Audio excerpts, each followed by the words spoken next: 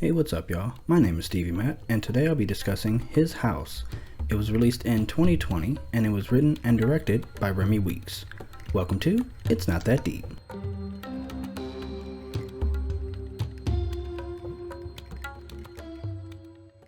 Hello again. So yeah, I'm discussing His House today. It's a British horror movie that was released on Netflix last year, and man, listen, I goofed when I put this movie on. I had decided it was going to be one of the movies I discussed this month, put it in the queue, turned it on when it was time to watch, never even realizing I hadn't watched a horror movie in months and had totally forgotten to emotionally prepare myself for scares. So when that first spooky moment happened, tell me why I had to pause and grab my Yoshi plushie just in case, because I had no idea what to expect. International horror movies, they just be hitting different, and I'm not ashamed to say that my boy's big ass nose here kept me safe them first couple of scenes. Like, look at this thing. It's practically the size of my entire face. Anyway, the movie was excellent, but it was eerie more than anything else, leaning more into story, character, and atmosphere than jump scares, so I'd say depending on your threshold, it wasn't even that scary. Fair warning, there is a body horror scene that's kind of intense, but there's no gore or anything like that. So hopefully that gives you an idea of what to expect if you are considering watching the movie. But I really felt like I'd gotten rusty from not watching horror for a while. Gotta keep those wheels greased. Duly noted. Like I said though, this movie really does prioritize its story and its characters, so that the horror element falls in line with this recent surge of horror movies that utilize the tools of the genre to explore the social and the psychological. Deeper and more complex stories and themes that go beyond just the cheesy jump scare. Here, it's a vehicle for telling the story of Bol and Rial, two Sudanese refugees who seek shelter in London. When we first meet them, they're being informed that they've been awarded asylum after being held in detention for a year and will be given a place to stay. Now, I don't understand how immigration works in the UK, so I use asylum in the general sense of the word here, and I won't pretend to know more than that. But just at face value, the rules that they're expected to adhere to already seemed funky to me. Sure, they're being given housing and a weekly stipend for food and necessities, but it's weird to me that they are explicitly told that they're not allowed to find jobs or other means of income, because it sounds like that means they're limited to whatever the government is willing to give them. And then of course they have to also prove in every way that they won't be trouble, that they'll be one of the good ones, whatever that means. We know what it means. But that's the foundation the movie is built on, and from there they start to drift apart as they each take opposite approaches to settling in. Bol is desperately willing to do whatever it takes to assimilate, while Rial would rather just remain invisible, and these differences are illustrated in different ways, from the use of utensils, to clothing, to their respective outings. He goes out, gets a haircut, finds his way to a church that provides him with a care package, and starts singing along with the other guys in an attempt to fit in. She, on the other hand, gets lost in the labyrinthine walkways of her new neighborhood, and in a particularly striking moment, walks up to a group of black kids to ask for help. She speaks to them first in Dinka, her native language, but they quickly taunt and mock her for her accent, even going so far as to tell her to go back to Africa. It's the kind of treatment expected from white people, so it's particularly heartbreaking here and really enforces the fact that they are truly strangers to this new and strange country. The horror element comes in a little later when Bol starts tinkering around the house at night and realizes that the place may have some unwelcome guests. Now, what was cool about this to me was that it felt like it switched up the formula a little bit. Usually with haunted house films, the couple moves to a new house with the context of starting fresh, etc., etc. The husband goes off to work while the wife and sometimes the child stay home, and that's when creepy things start happening. It drives her bonkers. The husband's completely unaware. He starts to question her sanity and tell her it's probably the stress, which alludes to the deep, dark reason that they moved in the first place, until about midway through, you get the idea. And His House starts similarly. Bol and Rial are moving into this new place for a fresh start. The context of their move is vastly different than your typical upper middle class suburban white family, obviously, but structurally it's arguably very similar. But that's also where the similarities stop and it breaks formula. Here, instead of the ghost haunting the wife while the husband is away, it haunts the husband at night while the wife is asleep, and when the wife becomes aware of the Apeth, the night witch that haunts them, she immediately knows what it is, what it wants, and even begins communicating with it. And it's the husband who's terrified almost to the point of madness, whereas the wife is completely unbothered. Just completely unbothered. And it really emphasizes a common aspect in horror that I've seen mentioned before, that most horror, by and about white people, really comes from a place of extreme comfort. The horror often is the comfort that defines these people's idyllic lives being completely upended by forces out of their control. That's why it's often upper middle class suburban white people at the center of these horror films, especially the haunted house variety. You know, that deep dark secret that they're running away from. Usually an affair on the husband's part, sometimes the wife's, sometimes it's the grief of losing a child to some unfortunate circumstance, and the horror comes from that secret, which they've tried to sweep under the rug, bubbling up and disrupting their otherwise perfect lives. You know, that's what the horror usually represents in some way or another.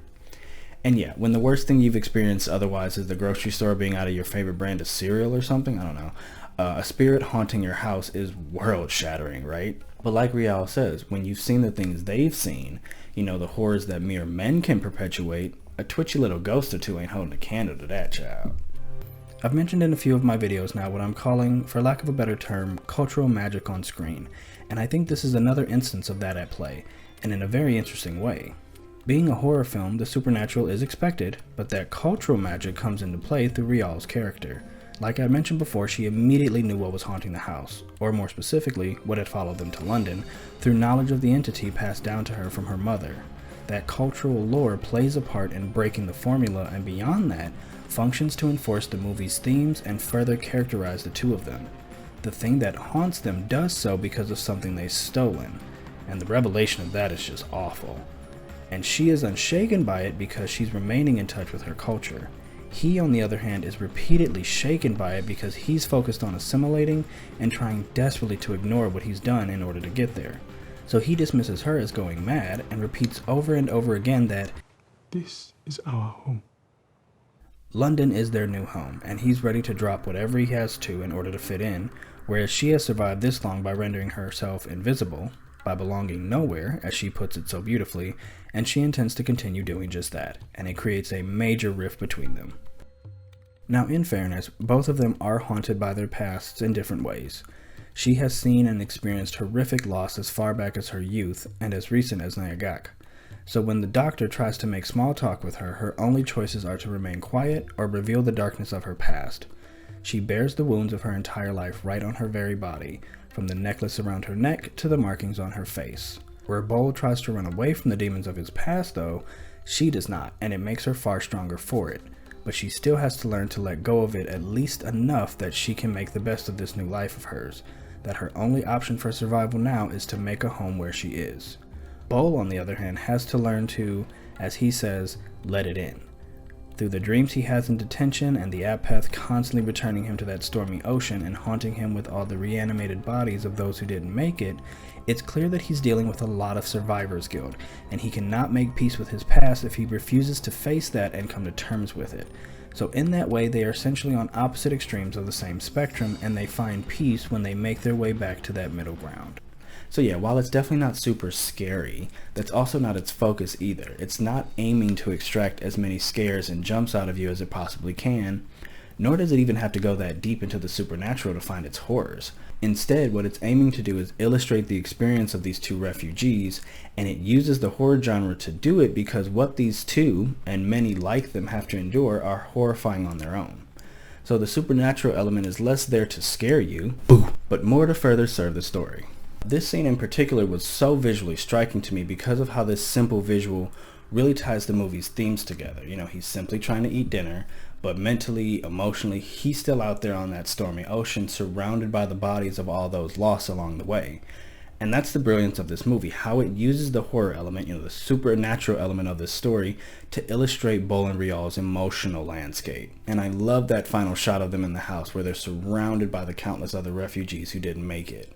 It's just a quick, subtle, powerful shot that reinforces what he says in the scene prior about how these ghosts, you know, your past will always be with you.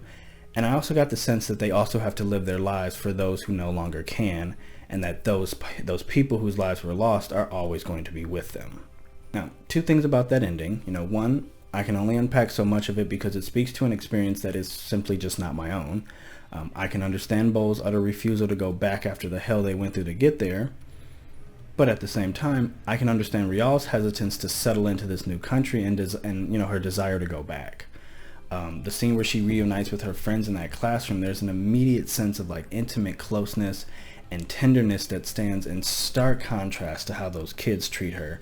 So I could see her wanting to go back to that. But that's the one thing Bowl is probably right about, that they simply can't go back.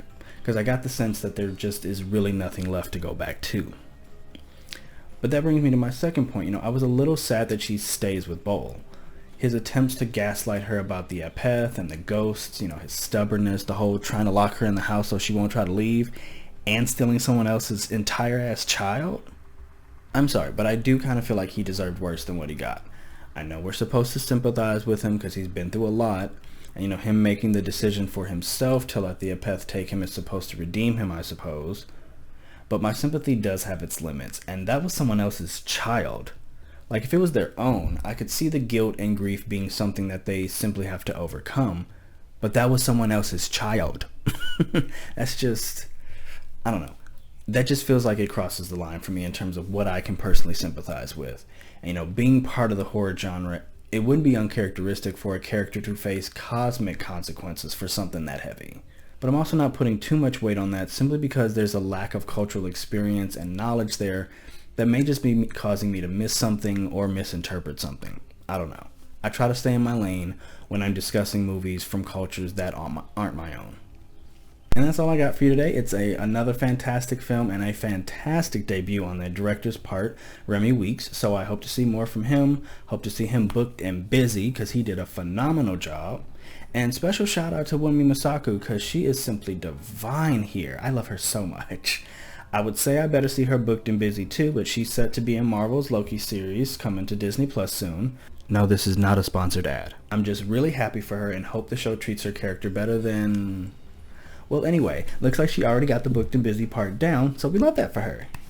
And yeah, I'm really loving this horror movie renaissance that we're in, at least in the mainstream, that is. I feel like some horror fanatics might jump down my throat for saying that, so let me throw that caveat in there. I'm loving this mainstream horror movie renaissance. I'm sure underground there's been a lot of great stuff happening. I just haven't seen a lot of it. Sorry about it. And yeah, I can't wait to see what next we get out of this. Thank you so much for watching. Hope you enjoyed the video. If you did, hit that like button to show some love. Feel free to leave a comment down below. And while you're at it, go ahead and hit that subscribe button so you never miss another one. Check me out on Twitter and Coffee for more ways to stay up to date and show support. Take care of yourselves and each other, and I'll see you in the next video.